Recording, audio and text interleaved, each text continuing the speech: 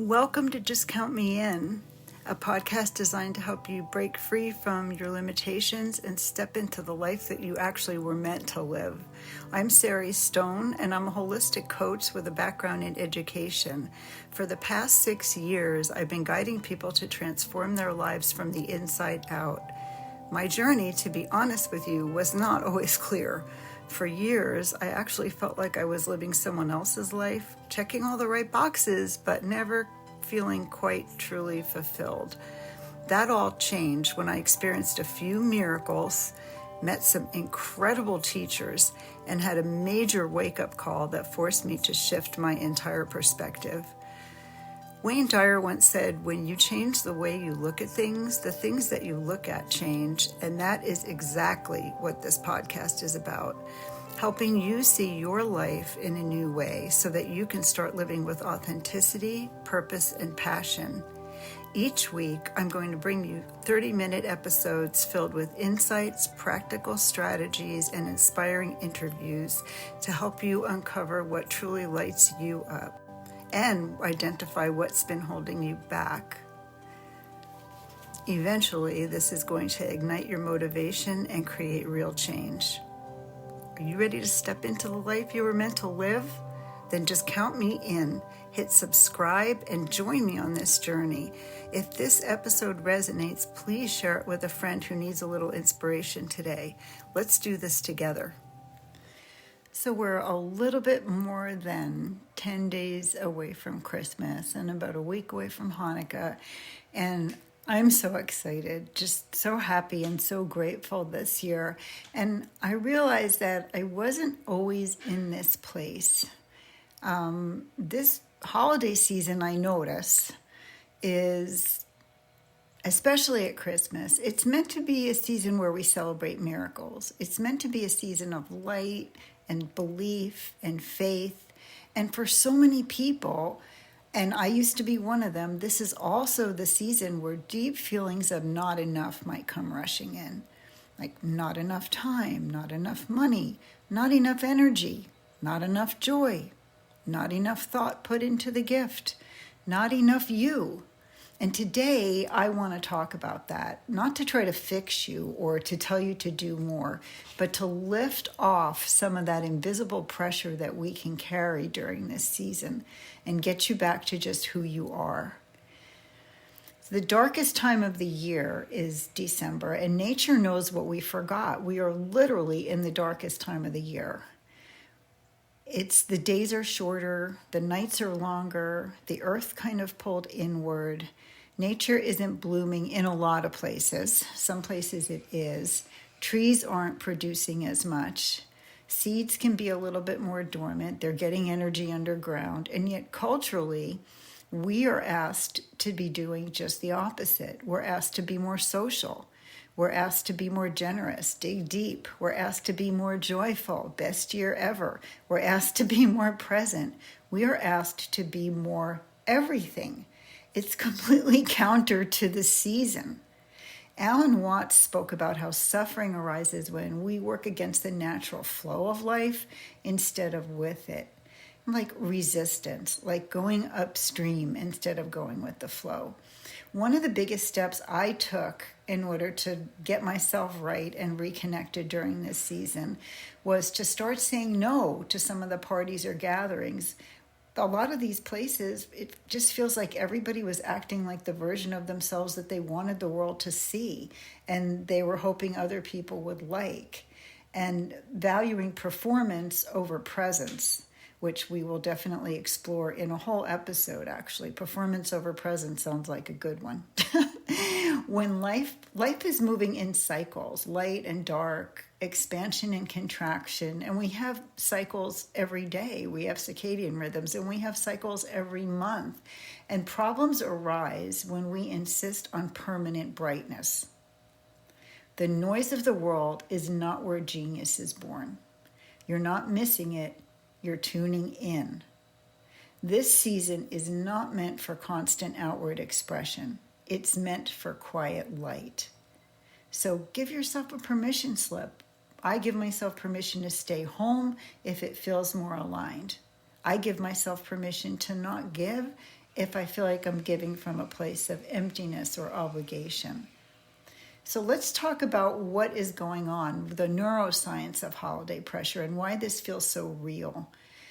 During the darker months, serotonin levels naturally dip because there's less sunlight. Melatonin levels increase, so your body really does want more rest. You're not just hibernating because you're depressed. Your body actually wants more rest, and when you don't do it, that can cause depression. Your nervous system is actually more sensitive to stress in the winter. And also, we counter into that when we're expecting something, we have anticipatory pleasure. And that causes the rise in the happy brain chemicals. Like anticipation is often more joyful than the actual event. We've all had that experience of planning a vacation, and the planning and the time and the countdown leading up to it was actually better than the vacation itself. Sometimes that happens with holidays. If we don't stay aligned with ourselves throughout the season, it can cause depression because there's a dip after Christmas.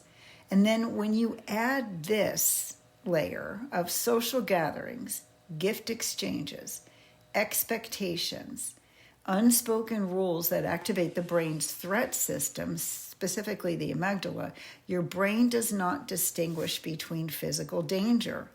It doesn't distinguish that from emotional risk or social rejection. When you think, what if this isn't good enough? What if I disappoint somebody? What if I get it wrong? What if this isn't the perfect Christmas? Your nervous system hears threat detected, and then that's why people overgive. They try to override that response and make themselves feel better. That's also why we over-explain. That's why we sometimes push ourselves past exhaustion. This isn't weakness, it's actually your biology, and awareness is power. There are cycles also that happen during this time of powerful triggers, because holidays can trigger us back into childhood roles. Holidays can pull us back into family expectations that don't fit our needs, old stories about love and worthiness. So suddenly, without realizing it, we're not just giving gifts, we're panicking, trying to prove something. I'm enough. I belong. I'm loved. I'm worthy. But here's the truth. Love never required proof. Love doesn't ask for evidence or worthiness. Love is love. Alan Watts talked about effort and the loss of magic, and he warned us about this exact thing. He said that when we try too hard to make life meaningful, we actually end up draining it of its magic. When Christmas becomes a performance, when generosity becomes obligation, when joy becomes something that we must manufacture and plaster on our faces, the miracle disappears. Because miracles don't come from effort. They come from allowance. They're always present in our natural state. Another obstacle that we encounter is feeling uncomfortable when we receive something. We can look at that as an opportunity, with discomfort not meaning that we did something wrong. It's a growth opportunity. It means we're letting go of an old pattern and learning how to receive. Or if somebody else gets uncomfortable, also, it doesn't mean anything. You just kind of let them do that. When we give from alignment and connection and not obligation and guilt, it feels so good. I can think of few things that I love more than getting things for people I love. I get so excited. I do. The miracle isn't the perfect gift. It's being connected with them and thinking of them and thinking, oh, this might bring them some joy, or oh, I bet they're going to look so cute in that, or oh, I hope they really enjoy this. The miracle is not getting everything right. It's not. The miracle is light appearing in darkness. Quietly, gently, without force. It's the sunrise every day. It's the way the earth spins so perfectly on its axis. It's the way I can put seeds in the ground and magic happens and then they grow. It's the way women can grow babies inside of their bodies and give birth.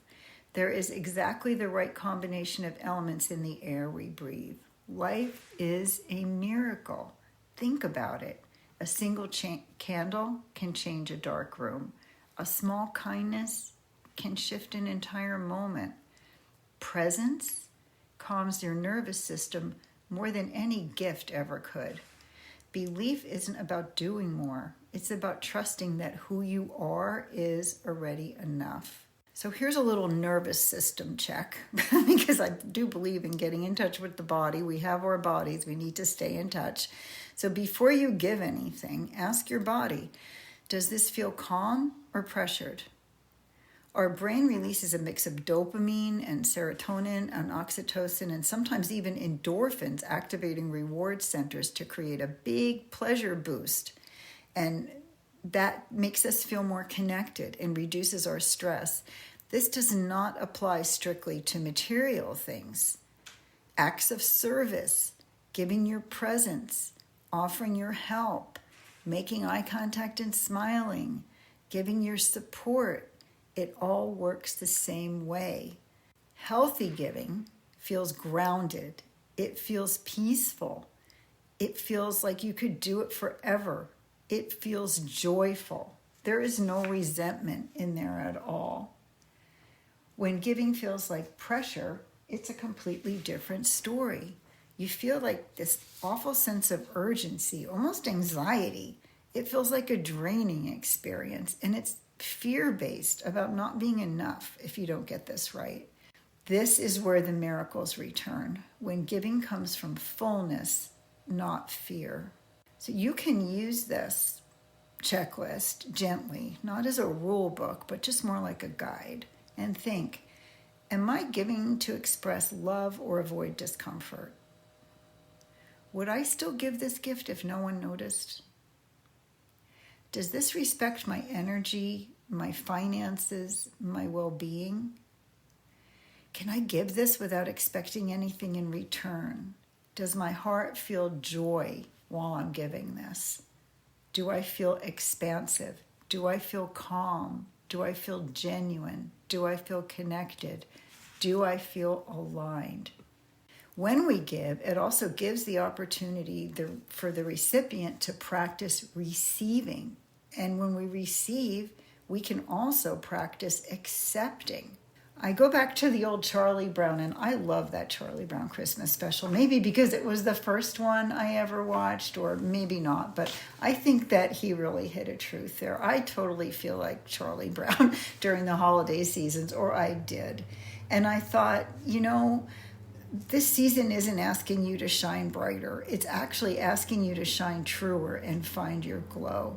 I remember Linus took Charlie Brown aside and explained to him what the real meaning of Christmas was and got away from the commercialism. And it's about a steadier light.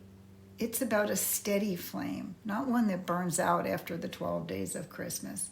And the flame doesn't consume itself. We are not here to exhaust ourselves in the name of love. We are here to embody it.